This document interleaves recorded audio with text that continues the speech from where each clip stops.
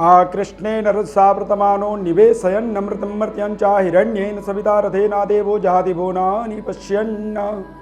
नमस्कार, जय माता दी, जय श्री कृष्णा।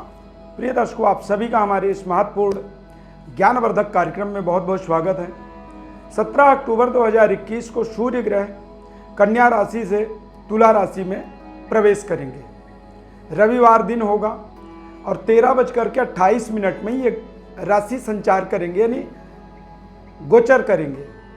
अब तुला राशि, यदि राशि चक्र की बात की जाए तो 7वीं राशि है, और 7वीं राशि का मतलब होता है कि यहाँ पर जब तुला राशि में सूर्य आते हैं तो नीच राशि के हो जाते हैं। अब नीच राशि के होने के कारण से राशि काल चक्र में जब 7वां राशि यानी कि व्यापार, कारोबार, तमाम ऐसे चीज़ों पर सूर्य ग्रह का नीच राशि में जाने से प्रभाव पड़ सकता है। खासकर सरकार के साथ हमारे जो टाई अप होते हैं, जो हमारे संबंध होते हैं, रिलेशन होते हैं, वहाँ पर असर पड़ जाता है। और दक्षिणायन सूर्य में तुला राशि के जो सूर्य हैं, ये एक तरह से सबसे निचले स्तर पे इनका प्रभाव चला जाता है। यानी कि थोड़ी सी सरकार और पब्लिक के बीच में समन्वय का भाव, सरकार के अगेंस्ट थोड़े से माहौल बनना, और हमें कई बार अपने आप में भी सरकार से असंतुष्टि का भाव बनता है। अब सूर्य का हमारे जीवन में हमारे आत्मबल, हमारे पिता के साथ रिलेशन और पिता पुत्र की आपसी जो सामंजस्य होता है, इन सभी चीज़ों का ही एक तरह से सूर्य ग्रह प्रतिनिधित्व करते हैं। सूर्य जब निर्बल होते हैं, कमज़ोर होते हैं, नीच राशि में जाते हैं, तो ये हमारे लिए हमारे आत्मबल का अभाव, कमी कर देते हैं। सभी 12 राशियों का विस्तृत विश्लेषण बताएंगे। बहुत ध्यानपूर्वक कार्यक्रम को सुने, समझें। आपके जीवन से जुड़ी हुई महत्वपूर्ण जानकारी इस प्रोग्राम के माध्यम से आपको जरूर मिलने वाला है। चैनल को जरूर आप सब्सक्राइब कर लें और बेल आइकॉन बटन को प्रेस कर दें ताकि नए कार्यक्रमों का आपको नोटिफिकेशन मिल सके। अब बहुत जल्दी ही हम 2022 का राशिफल यानी वार्षिक राशिफल लेकर के आने वाले हैं, जिसे आप देखेंगे और उसका अपने जीवन में विशेष लाभ प्राप्त करेंगे। सबसे पहले मेष राशि की बात करेंगे। मेष राशि में सूर्य का एक विशेषाधिकार होता है, विशेष प्रभाव होता है, यानी पंचम भाव के स्वामी होकर के तुला राशि में जाएंगे। पंचम भाव होता है हमारी स्वयं की निर्णय शक्ति, विद्या, बुद्धि, दिमाग, हमारी एबिलिटी और हमारे रिलेशन। पिता पुत्र के आपसी रिलेशन में थोड़े से समन्वय बनाने की आवश्यकता रहेगी और अति आत्मबल से बचना होगा।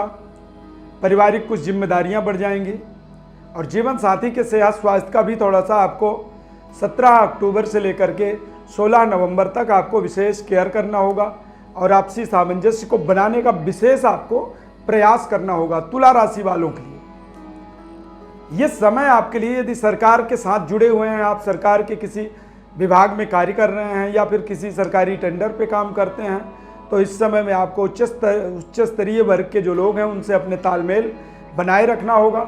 अन्यथा आपको किसी न किसी तरह की कोई डिस्प्यूट आपके सामने आ सकती है, जिससे आपका मनोबल कमज़ोर हो सकता है। वृषभ राशि, वृषभ राशि वाले जातकों के लिए सूर्य का प्रभाव देखेंगे, यानी कि चतुर्थेश सूर्य होते हैं वृषभ राशि वालों के लिए, और छठे भाव के अंदर जाएंगे तो चतुर्थेश जो चतुर्थ भाव होता है, यानी कि वृषभ राशि वालों को थोड़े से अपने खान पान का विशेष परहेज रखना होगा। पेट से संबंधित कुछ आपको दिक्कतों का सामना करना पड़ सकता है, और फाइनेंशियल कोई भी निर्णय यदि आप करते हैं, भूमि, भवन, क्रय विक्रय या फिर नई वाहन खरीदारी की योजना है, तो बड़ी सोच समझ करके करना चाहिए। क्योंकि 17 अक्टूबर से 16 नवंबर तक दिवाली का, धनतेरस का महत्वपूर्ण पर्व त्यौहार होने वाले हैं, तो ऐसे समय में आदमी अपने जीवन के महत्वपूर्ण उपलब्धियों को हासिल करने का कोशिश करता है। तो यहाँ पर आपको पूरे माह या 17 अक्टूबर से 16 नवंबर तक सूर्य का जप करें, सूर्य को प्रसन्न करें और सूर्य के प्रसन्नतार्थ गायत्री मंत्र का जप करें और आदित्य हृदय स्तोत्र का पाठ आप जरूर करें। मिथुन राशि, मिथुन राशि वाले जातकों के लिए सूर्य ग्रह का राशि परिवर्तन अपने आप में एक बहुत महत्वपूर्ण परिवर्तन होने जा रहा है। आपके पराक्रम में कमी आ सकती है, आपकी निर्णय शक्ति में कमी आ सकती है और आपके उच्च स्तरीय वर्ग के साथ जो रिलेशनशिप है वहाँ पे दिक्कत आ सकती है। तो सूर्य को बलवान बनाने का, सूर्य को ताकतवर बनाने का एक प्रयास आपका होना चाहिए। बुध और सूर्य की युति होने के कारण से मिथुन राशि वालों को कुछ विशेष लाभ हो रहा था, अब वो सूर्य अलग हो जाएंगे, यानी बुध और सूर्य अलग अलग जगहों पर विराजमान हो जाएंगे। तो यहाँ पर आपको थोड़े से सूर्य को मजबूत बनाए रखना होगा। पिता और पिता तुल्य लोगों के साथ अपने संबंधों को आपको बेहतर बनाने के निरंतर प्रयास करने होंगे और सरकार के गाइडलाइंस का पूरा ध्यान रखना होगा, अन्यथा एक छोटी सी गलती आपको मानसिक रूप से प्रताड़ित कर देगा, क्योंकि सूर्य आपका या सूर्य गोचर में नीच राशि में जा रहे हैं। तो इसीलिए यहाँ पर ये सावधानियाँ आपके लिए बेहद अनिवार्य होंगे। कर्क राशि, कर्क राशि वाले जातकों के लिए सूर्य का तुला राशि में आगमन यानी चतुर्थ भाव में सूर्य आ रहे हैं और ऐसे समय में थोड़े से पारिवारिक जिम्मेदारी, पारिवारिक तालमेल को बनाए रखने की आवश्यकता होगी। परिवार के साथ कुछ ऐसे गर्मा गर्मी वाला माहौल भी बन सकता है, जिसके कारण से मानसिक रूप से आपको प्रताड़ना का सामना करना पड़ सकता है। कुछ महत्वपूर्ण आप फाइनेंशियल क्रय विक्रय, भूमि भवन, वाहन से संबंधित कुछ बड़े निर्णय आप कर सकते हैं और उन निर्णयों में आपको बहुत ही संवेदनशील होकर के, सोच समझ करके और अच्छे तरीके से यदि आप निर्णय करेंगे तो आपको उसका बेनिफिट होगा। सूर्य को ताकतवर बनाने के लिए पूरे इस तुला राशि गोचर समय काल में आपको सूर्य को जल चढ़ाना चाहिए, आदित्य हृदय स्तोत्र का पाठ करनी चाहिए और अपने पिता का विशेष सम्मान आदर का एक भाव मन में अपने रखना होगा। तभी आप इस समय अवधि में आप उच्च स्तरीय वर्ग के साथ लाभ ले पाएंगे, परिवार के अंदर एक आपसी तालमेल को मजबूत बना पाएंगे और पिता तुल्य लोगों के साथ अच्छे अवसर, अच्छे व्यवहार के माध्यम से आपको आत्मबल की प्राप्ति संभव हो सकती है। सिंह राशि, सिंह राशि वाले जातकों के जीवन में सूर्य नीच राशि में जाने का मतलब होता है कि सूर्य राशि स्वामी हैं आपके और ये नीच राशि में जा रहे हैं। ऐसे समय में आपको अति आत्मबल से थोड़े से बचाव करना होगा। ओवर कॉन्फिडेंट होकर के आदमी कई बार जहाँ पे घाटा नहीं होनी चाहिए ना, वहाँ पे भी घाटा का सामना करता है। पिता और पिता तुल्य लोगों के साथ बेवजह जो है बात रेशन बढ़ती है, टेंशन तनाव बनता है और सूर्य के कमजोर हो जाने से कुछ आपके महत्वपूर्ण निर्णय भी आपके विपरीत जा सकते हैं। तो ऐसी स्थिति में आपको बहुत सोच समझ करके, कॉन्फिडेंट होकर के और सिंह राशि होने के नाते इस समय के अंदर में आप माणिक रत्न का भी प्रयोग कर सकते हैं। पिता के साथ अपने तालमेल को बहुत अच्छे बनाए रखना होगा, यही एक इसका सटीक उपाय है, सटीक इसका एक उपचार आपके जीवन में बनने वाला है। कन्या राशि, कन्या राशि के जातकों के जीवन में सूर्य का एक विशेष प्रभाव द्वितीय भाव में बनने वाला है और द्वितीय भाव के अंदर जब सूर्य नीच के होंगे, द्वादश के स्वामी होकर के द्वितीय भाव में जाते हैं, तो इस समय अवधि में कन्या राशि वालों के लिए समय से सोना, समय से जगना और आई साइड से रिलेटेड किसी भी तरह की कोई दिक्कत ना हो। इस समय में आपके शरीर के अंदर टेम्परेचर आपका नॉर्मल रहना चाहिए, उष्णता का शिकार हो सकते हैं और कई बार आप छोटी छोटी बातों में उलझ जाएंगे। क्रोध का अचानक आपके जीवन में आगमन हो जाएगा और कहते हैं क्रोध में हमारा विवेक जो है बंद हो जाता है, यानी कि वो काम नहीं करता है। तो यहाँ पर आपको तमाम ऐसे परहेज करने की आवश्यकता होगी। पारिवारिक आपसी सामंजस्य को बहुत ध्यानपूर्वक बनाए रखना होगा। इस समय में आप देखेंगे कि आपके परिवार के अंदर ही यदि आप 4 लोग हैं परिवार में, तो चारों 4 दिशाओं की ओर जाने की कोशिश करेंगे, जिसके कारण से आपको तनाव, आपको मानसिक परेशानियां संभव हैं। तो यहाँ पर आप सूर्य की विशेष उपासना आराधना करें, आदित्य हृदय स्तोत्र का पाठ करें, गायत्री मंत्र का जप करें और पिता और पिता तुल्य लोगों का विशेष सम्मान 17 अक्टूबर से लेकर के 16 नवंबर तक निरंतर पूरे 1 माह तक अपने मन में ठान लें, संकल्प कर लें और इस तरह से अपने इस समय का निराकरण प्राप्त कर पाएंगे। तुला राशि, तुला राशि वाले जातकों के जीवन में शुक्र का केतु के साथ युति बना होगा और तुला राशि में सूर्य का आगमन कहीं ना कहीं ये थोड़े से आपको आपके आत्मबल को कमजोर कर सकता है और आपको अति उत्साही बना सकता है। यानी कि ज़्यादा बड़ी बड़ी योजनाएं इस समय में आप बना सकते हैं, और कई बार हमारे सारे योजना हमारे जीवन में एक्टिवेट नहीं हो पाते हैं। तो यहाँ पर जो भी योजनाएं बना रहे हैं, या जो योजनाओं की प्रोजेक्टों की कल्पना कर रहे हैं, उनके बारे में बहुत गहनता से आपको अध्ययन करना चाहिए, सोचना चाहिए, समझना चाहिए। तभी उस पर आप आगे काम करें, वर्क करें, और उस पर एक सफलता की कल्पना करें।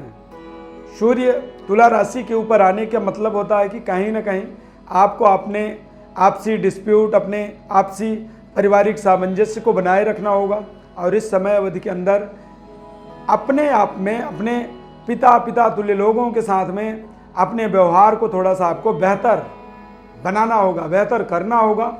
अन्यथा अच्छे से अच्छे अवसरों से भी आप चूक सकते हैं। बड़ी अवसर आपके जीवन से आपके हाथ से निकल जाएगा, और जब अवसर निकल जाएगा तो आपको समझ में आएगा कि हमने तो अवसर खो दिया है। वृश्चिक राशि, वृश्चिक राशि वाले जातकों के लिए तुला राशि में सूर्य का आगमन और गोचर ग्रह स्थिति के कारण से देखेंगे तो द्वादश भाव में जब सूर्य होते हैं तो ये थोड़े से हमारे जीवन में आई साइड से संबंधित कुछ दिक्कतों का सामना करवा देते हैं।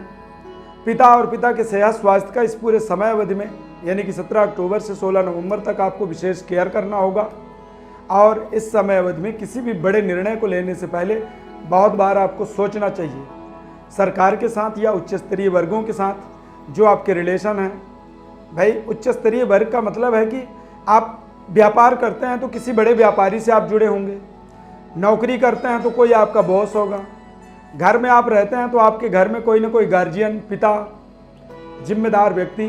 तो ये ऐसे विशिष्ट जो आपके रिलेशन हैं, उन रिलेशनों का आपको इस पूरे समय अवधि में विशेष केयर करना आपके लिए परम कर्तव्य, परम जिम्मेदारी आपकी बनती है। ये समय थोड़ा सा आपके खर्चों का बढ़ावा कह सकते हैं यहाँ पर करेगा। कई बार कुछ ऐसे भी खर्चे अचानक आते हैं, तो थोड़े से सावधानी रखें। समस्याओं का सामना तो करना पड़ता है व्यक्ति को, लेकिन कई बार पता होता है तो हम पहले से ही जागरूक होते हैं, और पहले से ही तमाम तरह की सावधानियों को हम स्वयं में लेकर के एक प्रोजेक्ट बना के आगे बढ़ते हैं। तो उससे हम बड़े से बड़े समस्याओं से अपने आप को बचाव कर पाते हैं। तो ये एक बचाव करने का एक विशेष समय आपके लिए रहेगा।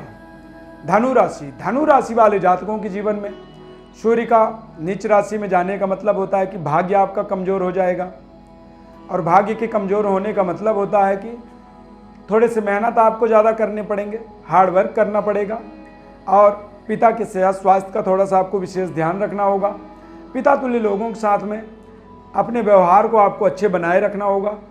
अन्यथा पिता या पिता तुल्य लोगों के साथ जब आपके व्यवहार में कमी आती है तो इससे आपका भाग्य का जो पावर है वो और कुंठित होता है, कमज़ोर होता है।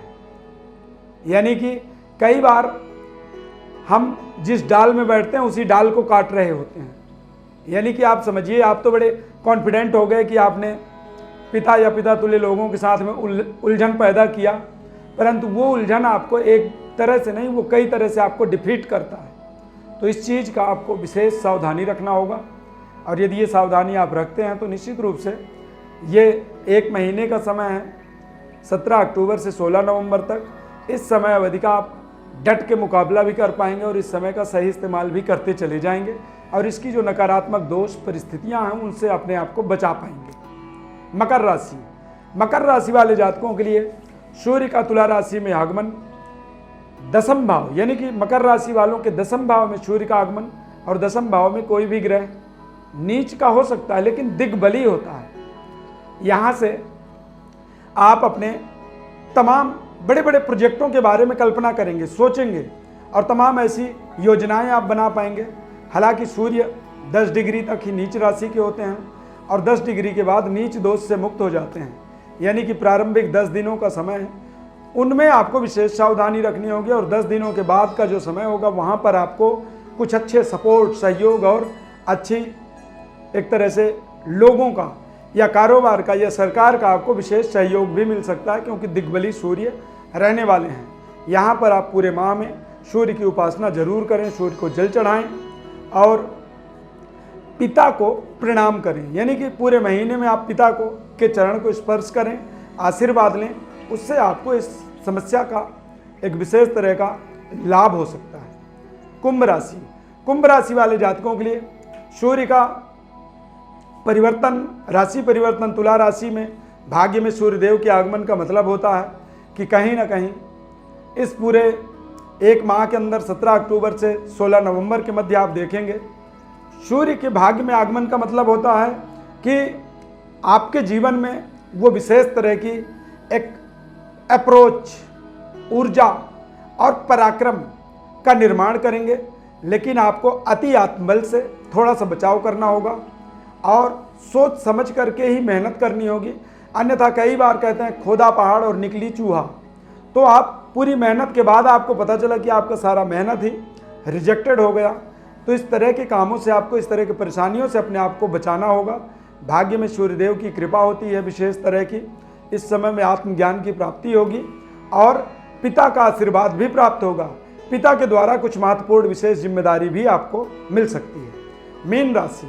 मीन राशि वाले जातकों के लिए सूर्य का तुला राशि में आगमन ये अपने आप में एक बहुत सावधानी, सरकार के साथ अच्छे तालमेल आपको बनाने होंगे, अन्यथा सरकार की तरफ से, न्यायालय की तरफ से और उच्च स्तरीय वर्ग के लोगों की तरफ से आपको कुछ ऐसे दंड का सामना भी करना पड़ सकता है। अष्टम भाव में सूर्य के होने का मतलब होता है कि अचानक से स्वास्थ्य में कमी कर सकता है। कुछ ऐसी परेशानियां जीवन में बिना बुलाए आ सकती हैं जो आपके लिए बड़ी मानसिक परेशानी, समस्या का एक कारण बन सकती हैं। तो यहाँ पर आपको सूर्य देव की विशेष उपासना पूरे 17 अक्टूबर से 16 नवंबर तक करना चाहिए। प्रिय दर्शकों, गोचर ग्रहों का राशि परिवर्तन ये अपने आप में एक महत्वपूर्ण परिवर्तन होते हैं और इनका हमारे जीवन में सीधा सीधा असर पड़ता है।